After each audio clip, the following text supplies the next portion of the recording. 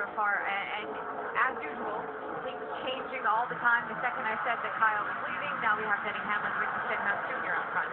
Yeah, well, I've been waiting for Denny Hamlin to get up front all day long. He's made it a couple times, but the other guy in third place there, Tony Stewart, the guys are looking at, he's been hovering up there all day long.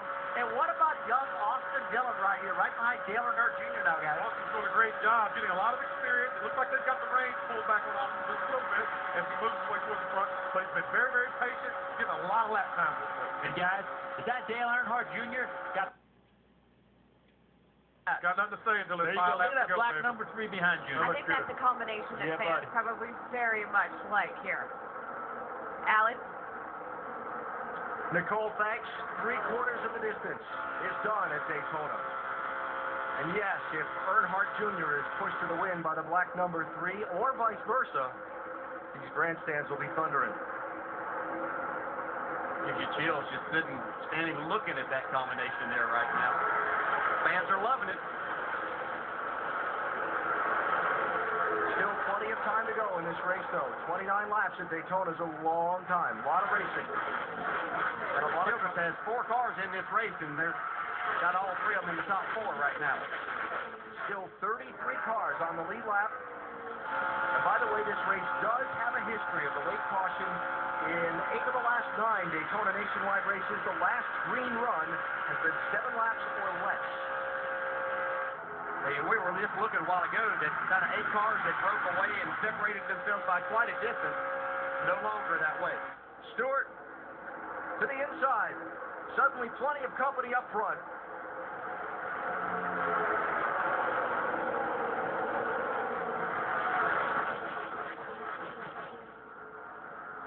Now, Kyle Busch and Kurt Busch were up there racing for the lead a minute ago in the 1 and 54. They have slipped back just a little bit. Now with Kurt running 8th and Kyle running 10th, Doc. And how much more is Kyle going to have to overcome today? A right side window, a right front fender, and now he's told the crew that the water temperature gauge is no longer working. He said, guys, my gauge now will be around 15 coming out in front of the hood. I'll keep an eye on it. Yeah, that's a handicap because he doesn't know how long he can stay in this position. You see, pushing his brother Kurt. He has no way of knowing how long he can do that without causing damage to the motor. And that's not good. 39 cars. Well, the young one, back her down. Nice and easy now, nice and easy. That's Joey Gage, one of the youngsters in the race. Bring a caution. Trevor Bayne's looking for to get back on the lead lap here. And another one. Yeah, that's a big break for Trevor Bayne. He has a fast car. He's been able to drive straight to the front. Yeah, what a great call that was for them to stay out there, take the chance on that wave around, getting that lap back, and then keeping himself in position here.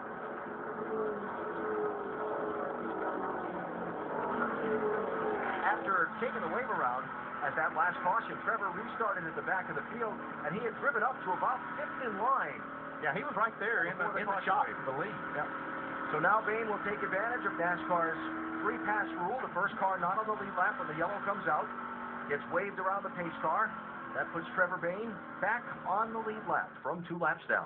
Yeah, pit road's closed. You see everybody going by. I don't expect to see everyone on pit road. They most of them should have enough fuel. The one thing that would be, I would like to have just a little extra fuel in that tank though for a green-white checkered, because what we've seen today, that could happen.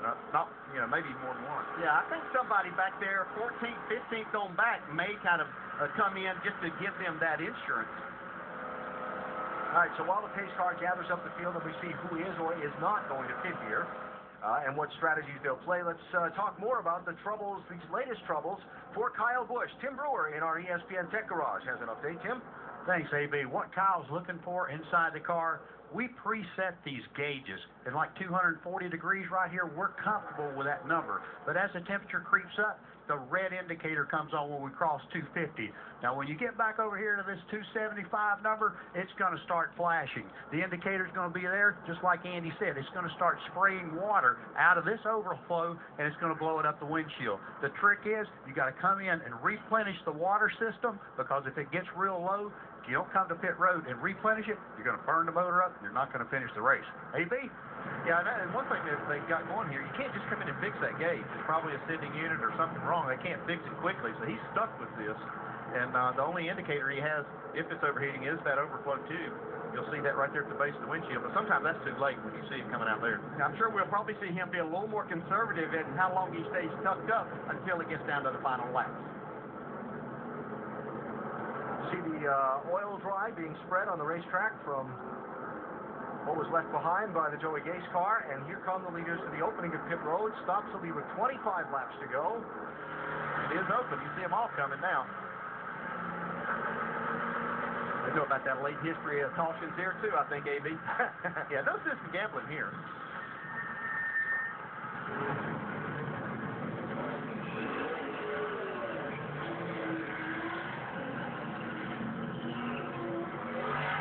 Stream, Ricky Stenhouse Jr. fuel only. The same for Dale Earnhardt Jr. Very close, so they only need a splash.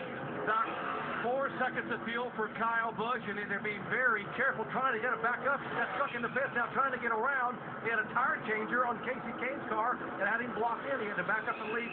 Cost him a lot of time on that stop. Now, what's a few more spots when you've come from the back 3 times?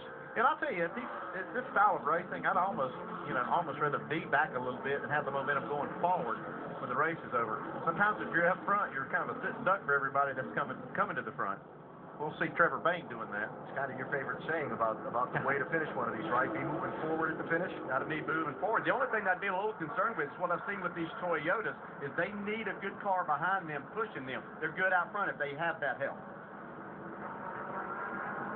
25 laps to go at Daytona. The driver who started first, suiting back up after a long time in the garage with repairs being made to her car. Car that was damaged in a crash back at lap 49. We're at lap 95 now. Who's